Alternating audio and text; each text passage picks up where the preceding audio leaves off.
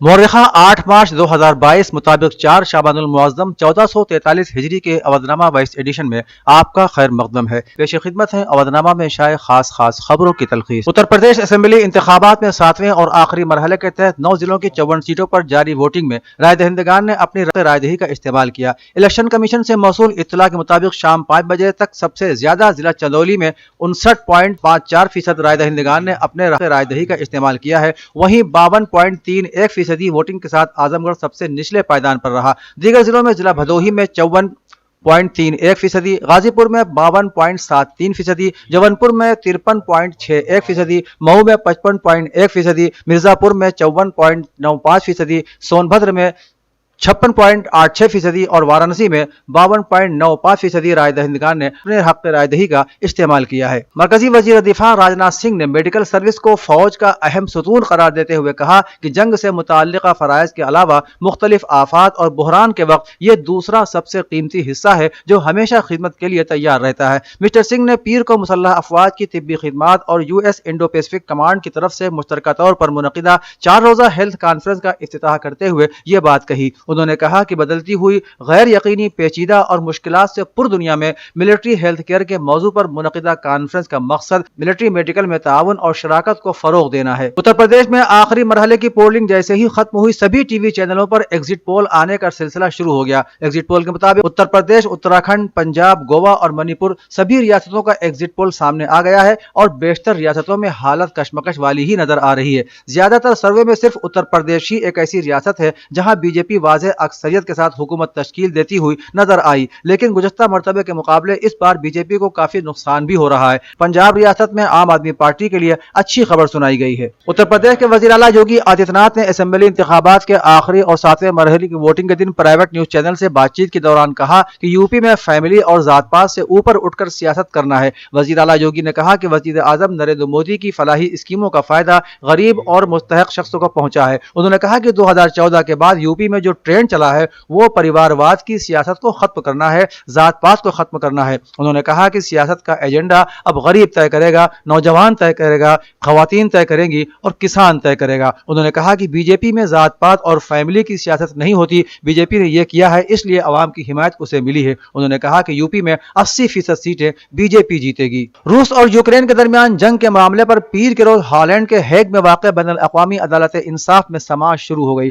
عالمی عدالت انصاف کی جانب سے جاری بیان کے مطابق اس معاملے کی سماعت منگل کے روز بھی جاری رہے گی۔ یہ بات قابل ذکر ہے کہ عالمی عدالت انصاف اقوام متحدہ کے اہم عدالتی ادارے کے طور پر تنازعات کے پرامن حل میں اہم کردار ادا کرتی ہے۔ یوکرین نے 26 فروری کو بین الاقوامی عدالت انصاف میں روس کے خلاف نسل کشی کے جرم کی روک تھام اور سزا کے معاہدے کے تحت کارروائی شروع کرنے اور روس کو یوکرین میں تمام فوجی کارروائیوں کو فوری طور پر روکنے کی ہدایت دینے کے لیے درخواست دائر کی تھی۔ اودھنامہ میں شائع ضلع کی خبروں کے مطابق شہر امروہہ کے عزاخانہ میمونہ خاتون میں منعقد ہونے والی سالانہ محفل مقاصدہ بعنوان حسین ڈے کا انعقاد نہایت تزک و احتشام کے ساتھ کیا گیا، جس میں ملک اور بیرون ملک کے نامور شعراء کرام نے بارگاہ نواس رسول میں منظوم خراج عقیدت پیش کیا۔ قدیمی انجمن جانثاران حسین کی جانب سے منعقد محفل کی صدارت مولانا رضا کاظم تقوی نے کی، جبکہ ندامت کا فریضہ سلیم امروہوی نے انجام دیا۔ نعت پاک کا نذرانہ کمال امروہوی نے پیش کیا اور تلاوت کلام الہی منظر سرسوی اور حدیث قصہ مولانا سید محمد مصطفیٰ وسیم نے پیش کی۔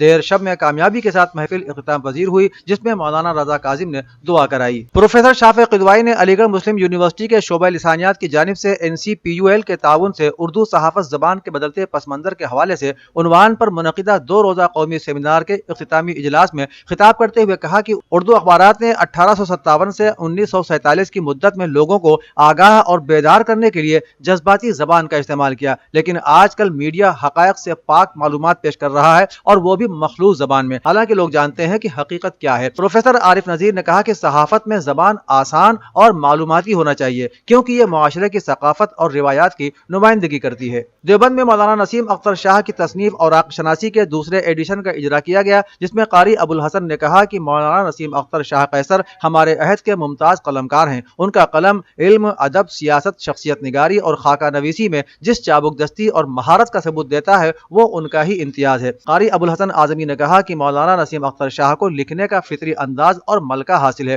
انہوں نے قریب 70 کتابوں پر قیمتی مقدمات اور بیش قیمت آراء تحریر کی ہیں. ان میں 38 کتابوں پر لکھی تحریروں کا انتخاب اوراق شناسی ہے. مولانا نسیم اختر شاہ قیصر نے کہا کہ یہ میرے رب کی عطا ہے جس کے لیے اس کا جتنا بھی شکر ادا کیا جائے وہ کم ہے. مظفر نگر کے بجھیڑی گاؤں کے رہنے والے محمد طلحہ جو یوکرین میں MBBS کے طالب علم ہیں، یوکرین اور روس کے درمیان چل رہی خوفناک جنگ کے بیچ کسی طرح سے جدوجہد کر کے رومانیہ کی سرحد کے راستے اپنے وطن پہنچے. انہوں نے بتایا کہ ہر پل دھماکوں کی آواز سے دل سہم جاتا تھا، دھڑکنیں تیز ہو جایا کرتی تھیں. بنکروں میں وقت گزار کر 26 فروری کو 250 کلومیٹر دور رومانیہ بارڈر کے لیے نکلے. کئی کلومیٹر لمبے راستے کو پل پار کر کے کسی طرح سے ہم رومانیہ بارڈر پہنچے. مائنس درجے حرارت میں ہم نے 2 راتیں گزاری. کئی گھنٹے ہمیں لائن میں کھڑا ہونا پڑا. بھوکے پیاسے ہم بھیڑ کا حصہ بنے رہے. بدسلوکی کا ہمیں شکار ہونا پڑا، لیکن اللہ کا شکر ہے کہ ہم اپنے وطن واپس پہنچے.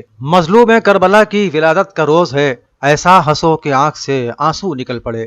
حضرت امام حسین علیہ السلام کی ولادت کے موقع پر آج کازمین روڈ اور مفتی گنج میں جلوس نکال کر امام کی ولادت کی خوشیاں منائی گئیں. سڑک پر لوگوں نے پانی اور شربت کے سبیلیں لگائیں اور جگہ جگہ مٹھائیاں، ٹافی، چاکلیٹ، کولڈ ڈرنک وغیرہ تقسیم کیے اور لنگر کا اہتمام کیا. کازمین سے نکلے جلوس میں سب سے آگے جلوس مسرت لکھا لال بینر تھا. ہاتھی، اس کے پیچھے اونٹ اور گھوڑوں کی قطاریں چل رہی تھیں. راستوں کے دونوں جانب چھتوں و سڑکوں پر خواتین اور بچے زیارت کے لیے کھڑے تھے اور جلوس پر پھولوں کی بارش کر رہے تھے. جلوس کے درگاہ پہنچنے پر آتش بازی سے استقبال کیا گیا اور یہاں محفل و لنگر کا بھی اہتمام کیا گیا. حضرت امام حسین علیہ السلام کے یوم ولادت کے مقدس موقع پر کل رات سے ہی جشن منانے کا سلسلہ جاری ہے. امام حسین علیہ السلام نے انسانیت کی حفاظت کے لیے اپنے رفقا کے ساتھ شہادت پیش کر دی تھی. اس کی یاد میں آج ان کی ولادت پر فدق اسپتال اور We Care Plus Diagnostic Centre نے بھی مریضوں اور عام لوگوں کے لیے مفت میڈیکل کیمپ لگا کر خون کی مفت جانچ کر ضروری مشورے دیے. اس کے ساتھ ہی پھل اور مٹھائیاں بھی تقسیم کی. انصار رضا نے بتایا کہ سینکڑوں لوگوں کی مفت جانچ کی گئی اور غریبوں کے لیے دوا بھی مفت دی گئی. علاوہ ازیں نظر کا اہتمام کر محبان وطن کے صحت مند رہنے کی دعا کے ساتھ ہی ملک کی ترقی اور بیماری سے پاک ملک کی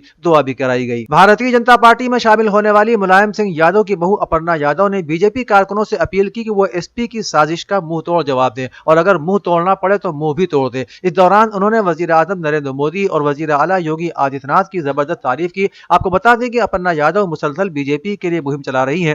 اس دوران وہ اہم حریف SP پر حملہ کرنے سے نہیں چوکی. انہوں نے کہا کہ اگر مودی ہے تو ممکن ہے، اگر یوگی ہے تو سب کو یقین ہے. بتا دیں کہ اپرنا یادو نے سال 2017 میں لکھنؤ کینٹ سے اسمبلی الیکشن لڑا تھا، لیکن وہ الیکشن ہار گئی تھی. اتر پردیش اسمبلی انتخابات کے 7ویں اور آخری مرحلے کے لیے پولنگ کے دوران صحافیوں نے سماجوادی پارٹی کے سینئر رہنما اور سابق کابینی وزیر شاہد منظور سے بات چیت کی. شاہد منظور کا ماننا ہے کہ گزشتہ 5 برسوں میں حکومت نے عوام کی فلاح، بہبود اور ترقی کے لیے کوئی کام نہیں کیا. یہی وجہ ہے کہ اب BJP کا مخالف ووٹ سماجوادی پارٹی کو مل رہا ہے. ایک سوال کے جواب میں انہوں نے کہا کہ BJP حکومت ریاست سے جا چکی ہے اور آنے والے 10 مارچ کو انقلاب آئے گا. Additional chief secretary medical and health Amit Mohan Prasad نے بتایا کہ ریاست میں کل 1,33,888 نمونوں کی جانچ کی گئی، جس میں کورونا انفیکشن کے 166 نئے کیس سامنے آئے. ریاست میں اب تک کل 10,51,24,703 نمونوں کی جانچ کی جا چکی ہے. انہوں نے کہا کہ اب تک مجموعی طور پر 20,43,518 افراد کووڈ سے ٹھیک بھی ہو چکے ہیں. انہوں نے یہ بھی بتایا کہ ریاست میں کورونا کے کل 2,133 ایکٹیو کیس ہیں. انہوں نے کہا کہ کووڈ ویکسینیشن کا کام لگاتار جاری ہے اور کل تک ویکسین کی کل 39,18,59,589 خوراکیں دی جا چکی ہیں. اودھ-نامہ میں شائع مضامین کو مکمل طور پر پڑھنے کے لیے اودھ-نامہ کی ویب سائٹ www.avodhnama.com پر وزٹ کریں اور ای پیپر پر کلک کریں.